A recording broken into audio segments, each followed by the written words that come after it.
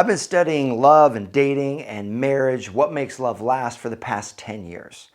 And the individual who has impacted me the most, not just in terms of my coaching practice or my research, but also in terms of my own marriage, is Dr. John Gottman.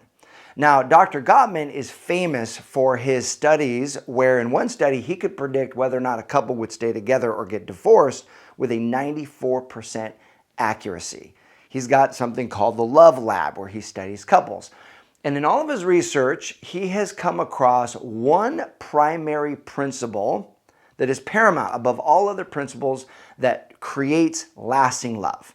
And he writes about it in one of his books called What Makes Love Last. And I was reading this book and it was surprising to me. So I wanted to create this for you. So I'm going to give you a quick little quiz. On the screen right here, you are going to see a list of principles that support relationships, principles that foster love.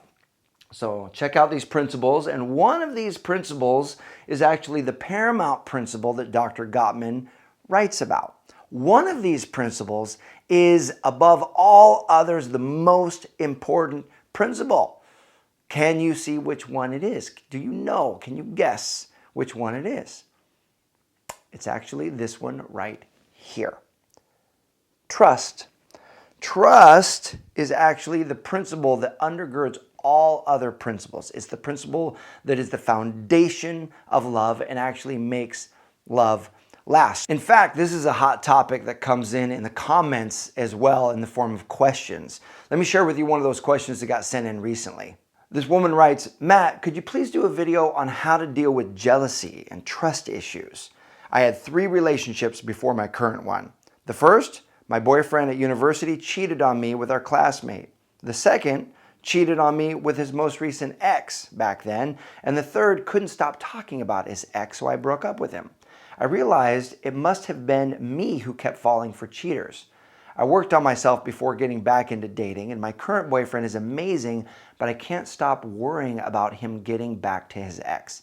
I trust him, but I don't trust myself. It's complicated. Feeling like you can really trust somebody gives you that sense of peace of mind. It gives you that sense of calm so that you can actually relax enough to really enjoy the relationship. So I'm going to give you right now 10 signs that you can trust your man. Check it out.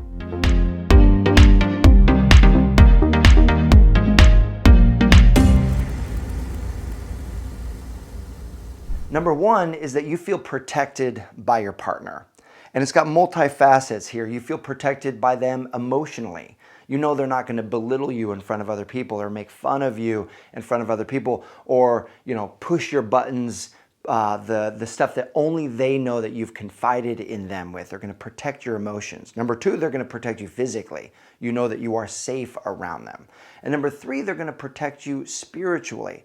In other words, they're going to root for you, cheer you on, support you in going after your dreams and the things that matter most to you.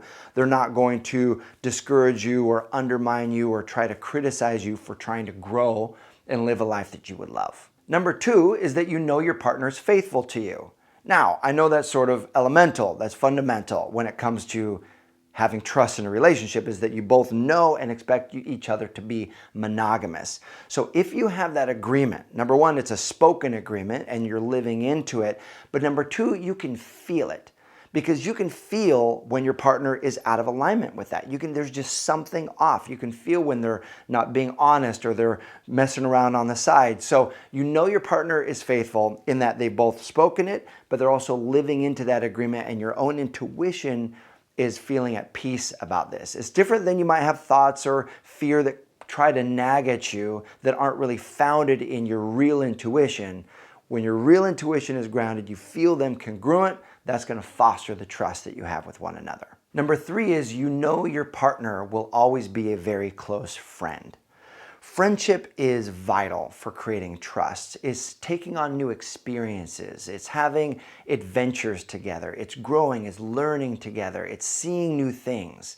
When you have that friendship bond, it's not just that you're partners, not just that you're married or your boyfriend, girlfriend, but you're actually friends. You're laughing together. You're enjoying moments together. That creates deep trust with one another. Companies will invest literally hundreds of thousands of dollars to take their teams out to ropes courses or to take their teams on bonding trips. Why do they do that? They do that because they know that it's on those trips when they're going through the adversity and the adventure of a ropes course where they're having to work together, to rely on one another, where they're laughing together, that creates friendships. And friendships create caring and also creates trust. And all of that creates a much better work environment where they're able to produce way better and way more work. So it's valuable for the company. Same thing in a marriage. That if you get caught up in just the work of being together, or in a relationship, the work and the monotony of being together, create some friendship in it. Go on an adventure together, create some fun, make sure that you're laughing, because that in and of itself will foster more trust. Number 4 is your partner shares in the chores. Life comes with chores, doesn't it? We know that. You want to have a good life? There's going to be chores. There's going to be the dishes, there's going to be the laundry, taking care of the kids, all of that kind of stuff. And so if you know that your partner isn't just going to dump that on you and split and come back when everything's done, but you know that you're both going to share in the load, you're both going to carry the load, so to speak, that actually creates trust. It creates a bond between the two of you that builds the relationship. Number 5 is your partner works hard to increase the financial security. Now, in your partnership, one of you might be contributing financially, or you both might be contributing financially. So working hard can mean actually contributing, earning the money, but it can also mean taking care of the money, being a good steward of the money. Being financially stable helps create trust. It helps create that calm, that peace of mind. Your nervous system can relax knowing that you're going to be able to pay the bills, that everything's going to be taken care of. And so when you have a partner that's not going to gamble the money away, that's going to have the same mindset about spending that you do, that really helps foster the trust. This was one thing that I love about my wife. In fact, early in our relationship, I had to encourage my wife to go to Nordstrom's to get a dress, or to go, hey, go get something nice, like go splurge on this, because she grew up in a family where they really saved. They valued saving. They valued finding a good bargain. She's going to Kohl's, she's going to Ross, like she's hunting for that good bargain, comes back looking fly, looking great. And she's like, this dress only costs $12, and that's the thing that gives her joy. And I really appreciated that about her, because I knew that she was going to be a good steward of the resources that we were both bringing to the relationship. Number 6 is that your partner makes you feel sexually desirable. Are they turned on by you? Do they show that? Because having a great sex life is a healthy part of a relationship. I mean, it's critical. And them showing that they are turned on by you is the first sign of that. So it might be them coming up behind you and kissing you on the neck, or whispering in your ear that you turn them on. It might be them sending you little dirty texts at work. It might be them letting you know they want to get it on. It could be all kinds of things.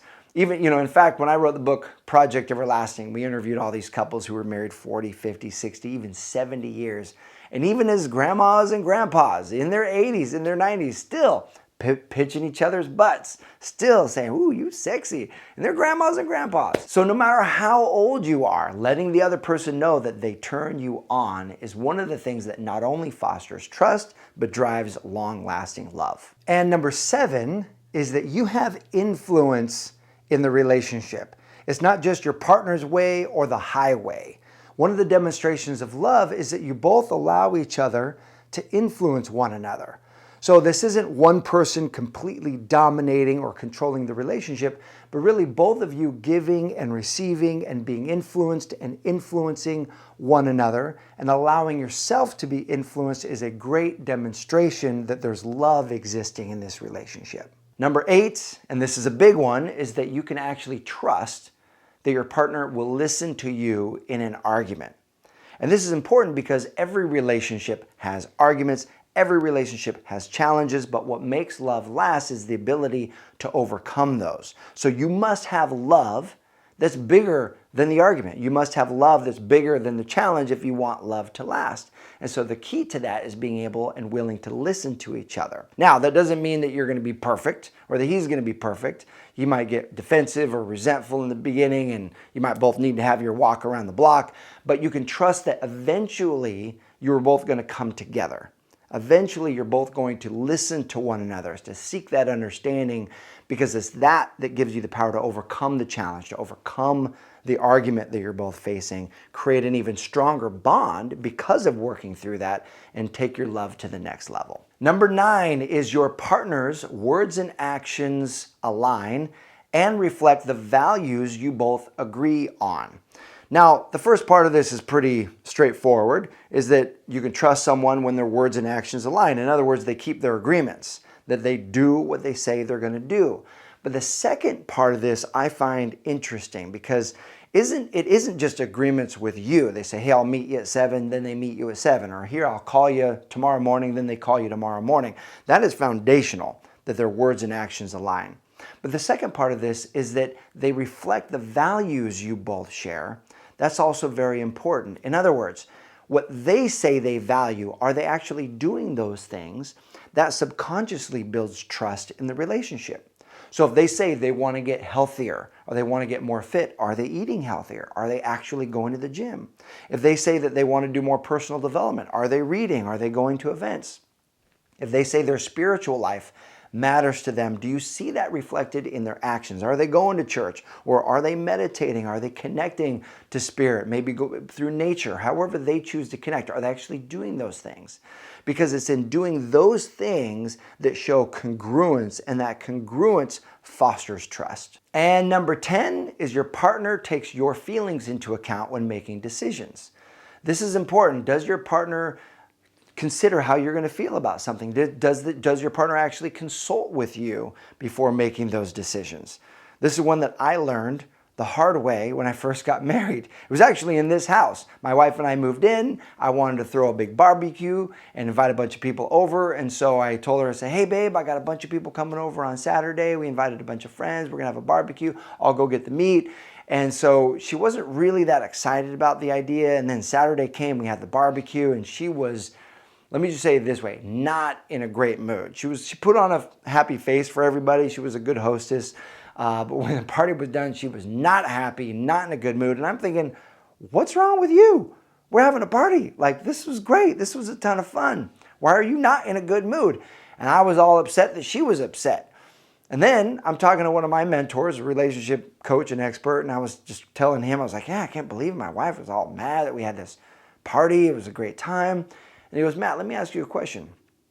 Did you ask her before scheduling the party that she wanted to have the party?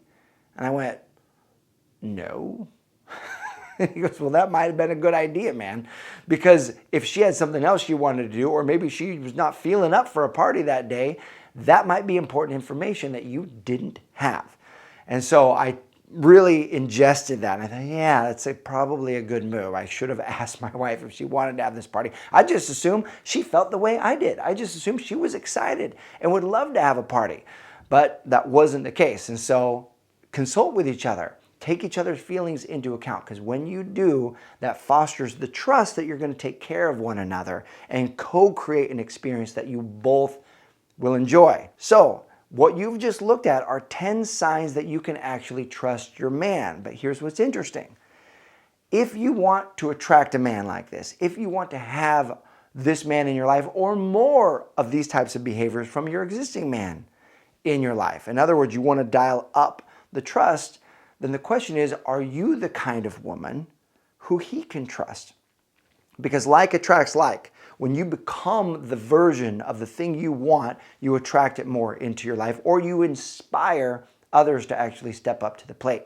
So I'm going to list them here real quick so you can ask yourself these questions. Are you this kind of woman?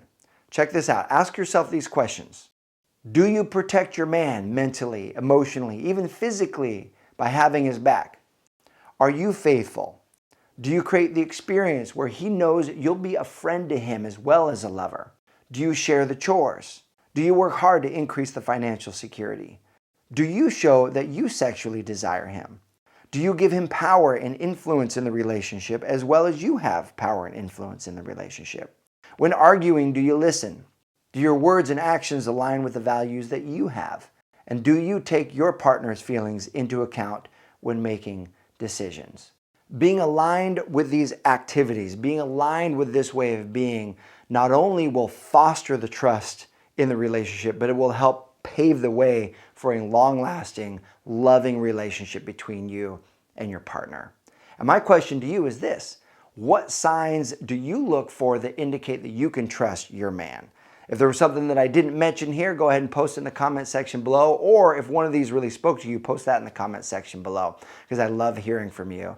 And know this channel is dedicated to increasing the love in the world one heart at a time. We believe in increasing love. So if you believe that too, then be part of this community by clicking the subscribe button, and also click the little bell so that you are sure to get the latest and greatest videos that come out each and every week. I appreciate you. Thanks so much for watching. I'll see you soon.